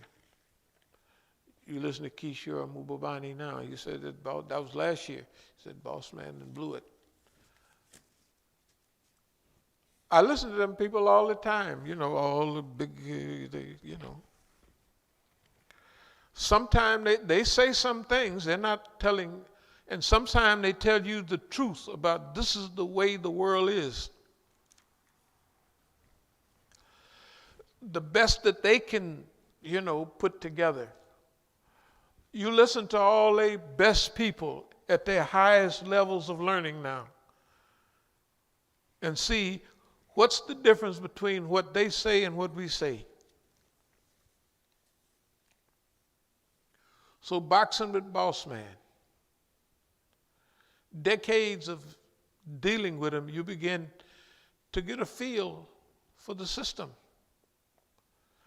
We're not happy with death to America, but we believe it's our human responsibility, right, to rescue ourselves, our family. It's our duty technically to rescue the planet. Now you say, I know that nigga has gone off. He's talking about rescue the planet and he don't have but a bowl of soup. It don't make sense. Hey, who's going to rescue it? Who's going to rescue it? The planet. The rich folks? Oh boy, you got to keep up with them. The concentration of wealth have already moved from the people in the middle having a big piece of the pie to the people in the middle there's very little difference between the poor, except they live outside and the cold and the elements. The very poor. The other people don't own like they used to. They used to own their houses and stuff. Okay. They're big piece of them are underwater. Y'all know what underwater is, that they owe more on the house than the house is worth. The other part get them special loans, loans where when you die, you can borrow on the house till you die or something I don't know what they call it. But that's what they do. And then I see the guy come on. He said, I wouldn't tell you no lie. I do it myself. This is not a scheme. And you can, instead of paying all your money out, you can get a loan, the house you own now. You just borrow on it till you die. And when you die, you have $75, $80 left in the house. Right? These people, you got to get used to it. You think they ever cared about us? No, but now it's ridiculous. Okay. Now, anybody work for Boss Man, don't worry. He gonna throw your butt overboard first. When everybody come to get him, you got to remember they getting ready to come get him now. We got to wait a few more weeks or so, a month, a year. But soon as he come, the people come after him, they gonna take the nigga overboard, like they was gonna do with Jonah. Throw him overboard. He the one that got us in all this trouble. They gonna throw you overboard. Yes, they are. Watch and see. He ain't gonna throw me overboard because I already know I got my eye on him. And anybody with us, they got their eye on it, because you know what? We've never told nobody no lies. So I'm going to finish up. We got to anticipate what's coming our way. We just talked about the iceberg. The next is theater of the absurd. The theater of the absurd is everything that you're watching on TV. It's real. It's real. It's actually happening. Right? It's absurd, but it's really happening. Okay, Negro 21st century system discombobulated. We got a discombobulating machine. That's going to take a lot of, so I'll tell you about that soon. But a discombobulating machine, that means we're going to turn it on white. If you think he discombobulated now, wait till the Negro get hold to him. He deserves it. Now, if he want to come along and want us to help, we'll help him if he come right now. But if he keep on, we're just going to help discombobulate him. We are carrying the flag for our past heroes. That sure is what we're doing. A lot of people, they would pray to be alive now. But we carrying the flag right now for people that they destroyed. You look in our history, what did they do to our people? They killed and they destroyed everybody they got their hands on. Or they re-enslaved in another way everybody that they got their hands on. So we are carrying the flag for our past heroes. We never forgot them. You can say what you want. We never forgot our people. No, indeed. It didn't make no difference what they said. That all our people, like right now they showed something on the other day about this guy O'Neill, the tattletale. William O'Neill. Of course, he committed suicide when it's all over. They lied when they said they gave him this much money. They gave that Negro $300 to set up Fred Hampton. $300. That's it, finished. Right? And they called the movie something about a Judas, something other. Y'all remember what a Judas goat was, right? Anybody remember what Judas goat is? Judas goat is the one that go around with the bell and get all the other goats to come in the pen. For slaughter, they're going to slaughter. They send out the Judas goat. And then the Judas goat got a trap door down at the end. He goes out that door. Ain't nobody else can go with him. Right? That's what a Judas goat is. That's what Judas is. Judas trapped all the other people. Look, we're not forgetting our friends, our brothers and sisters that this system destroyed. This system has to be by itself, by its weight, by its inertia, by its own motion brought down. It'll bring itself down. We have to stay around and we have to keep ourselves clean and ready for it. Okay, that's that. Let me see what else we got and we're going to close. Well, we already talked about Superfly. But did we talk about Superfly TNT? Anybody ever see that? Superfly TNT? How does Superfly TNT end? Everybody remember? How does it end?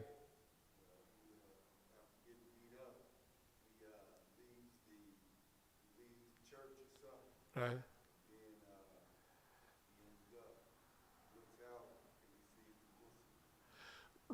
Right. The minister told him that I live across the street from the mosque, right?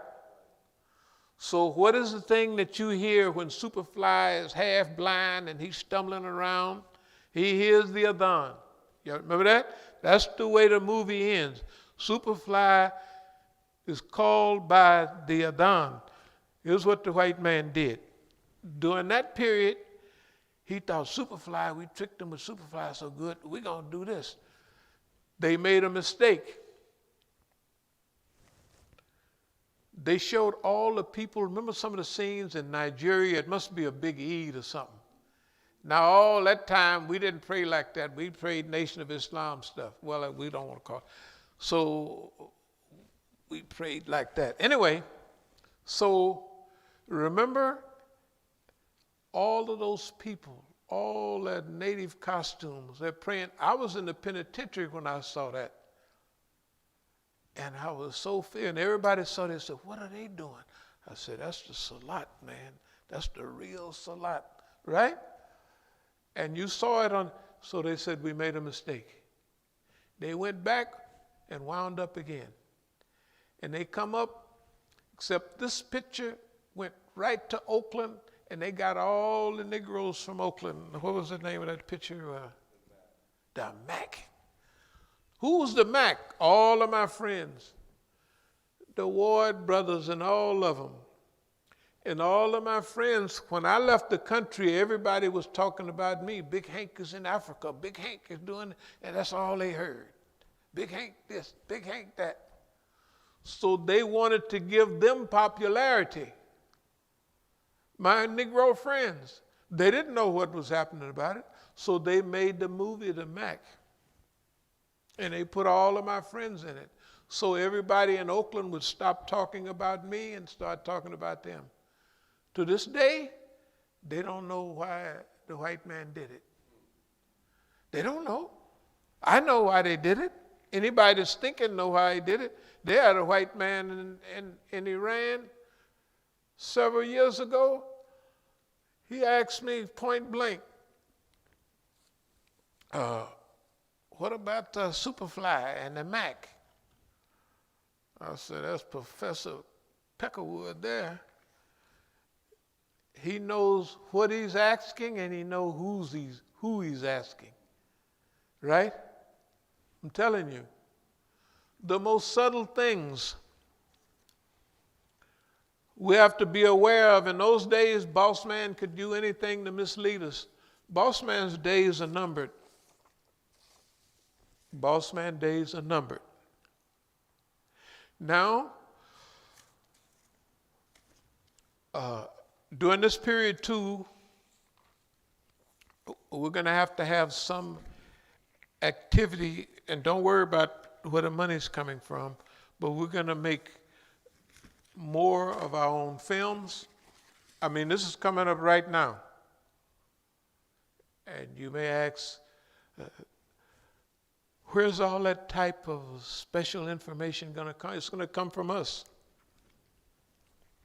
This is going to come from us because that's what we need to do right now. Yeah. And boss man think we're going to run around and chase him around Oakland? There's a lot of new big money out there. We're going to raise that money and we're going to do what we want to do. When we get time, we'll come back and deal with Oakland. Hell, if you don't want to do it straight, keep it. See, that's where we got him beat.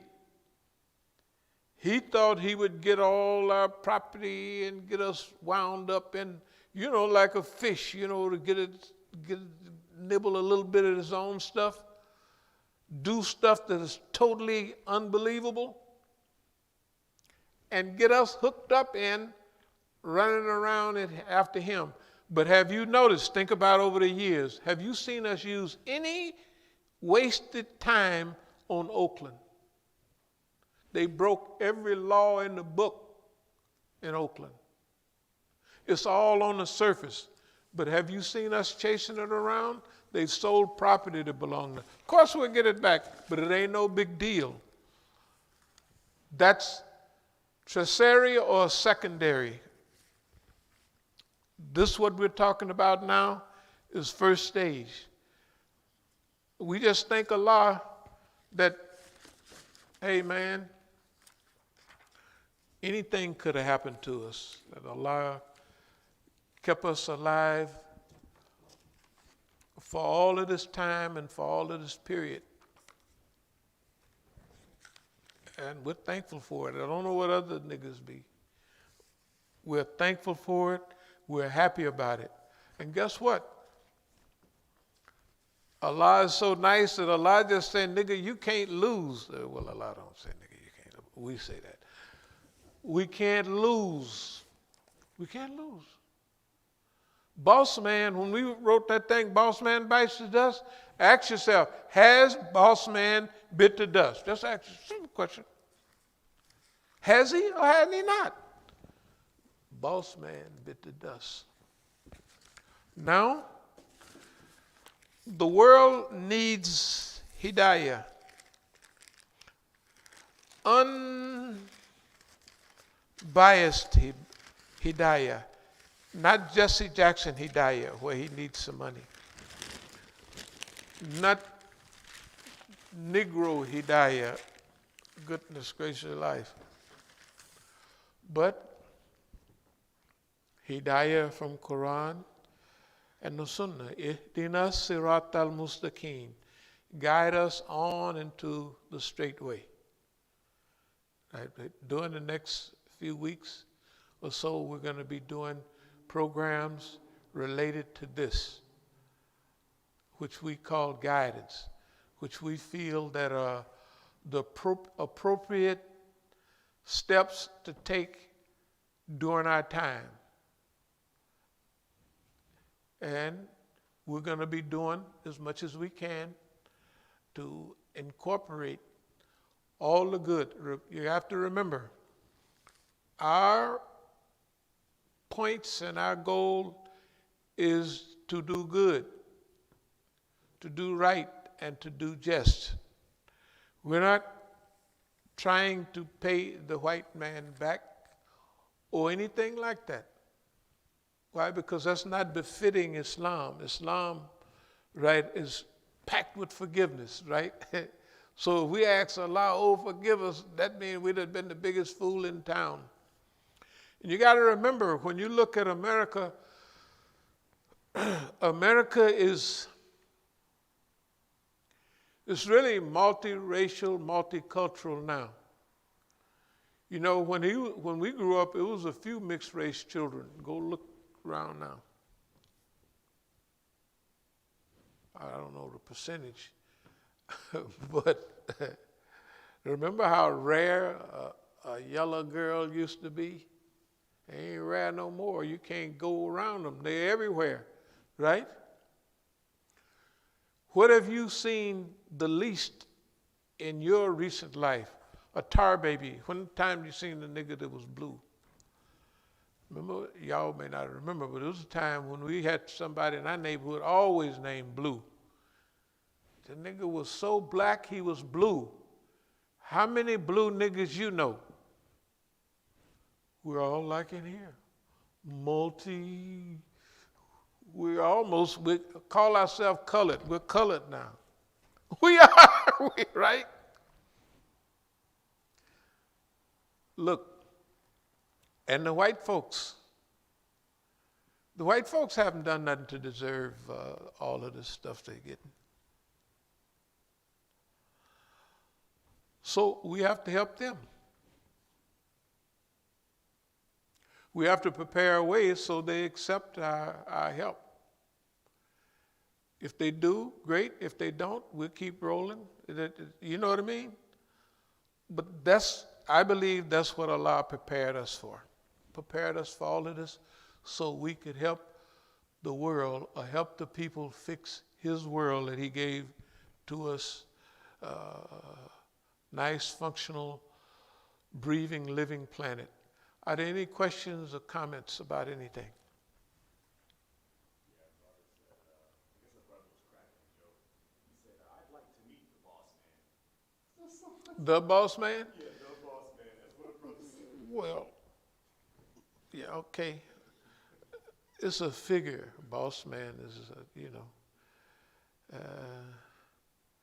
I don't think there is no boss man now. A boss man in the South, everybody used to call boss man this, boss man that, And then we was from California, and all the Southern Negroes in the federal penitentiary, was always referring to the guards as, we never did that.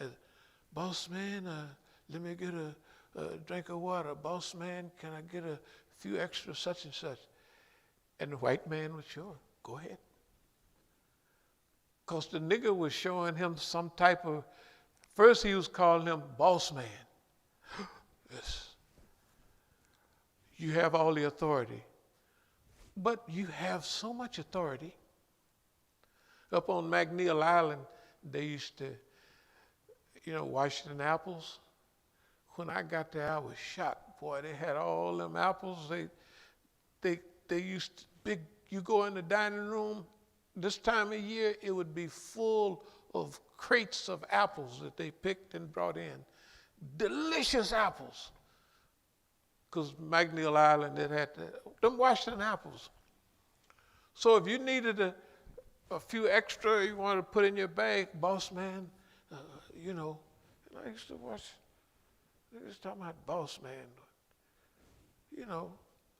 and pretty soon, I said, them niggas got sense. Them niggas, them old Southern niggas from down this way and up, boss man, they did the guard, such and such. Boss man, such and such and such. And when you called him boss man, you was giving him, I recognize you. You are the authority. Could you allow this lowly nigga to get just the extra bag of apples or something, right? Whatever it was. And what would he say? It's in my authority. Yes. That's why we use the term boss man. Because in California, we didn't call the white man boss man. Because we was tough out there. We wasn't, we had been out there long enough to where we would be fighting white folks. You couldn't do that in the South. We would fight them and generally win. When I was in the 5th grade, I used to chase the whole school down. There was only 2-3 niggas in the school. I used to chase all the white kids down the street, throwing stuff at them and everything. And I was up there by myself. I wasn't one of them niggas they send to school and all the white kids beating them up. It was the other way around. I don't know how it happened. But the teacher said they make fun of him sometime. Yeah, they said something to me. I chased them crackers, bust them upside the head. Yeah. Then after a while, the school fill up with Negroes, after you leave. But I'm trying to tell you, this is a new time, brothers and sisters. This is a new time, and it's a good time, but it's a responsible time. If you ever had any maturity, if you ever had any kindness and stability, this is the time to use it. This is the time to use it for humanity. You can't pick and choose. You have to choose the right thing to do. And if any of Allah's children fall under that right now, that's what you have to do. That's what people who are leaders and trustworthy do, right? So we have to earn our position. Nobody's going to give us and say, oh, you look like some honest niggas. No. So we thank Allah for this opportunity. Hey, I'll close with this. Most of the brothers didn't make it. A lot of the sisters didn't make it. We did. We've been planning and working for this day since we've been here. Great.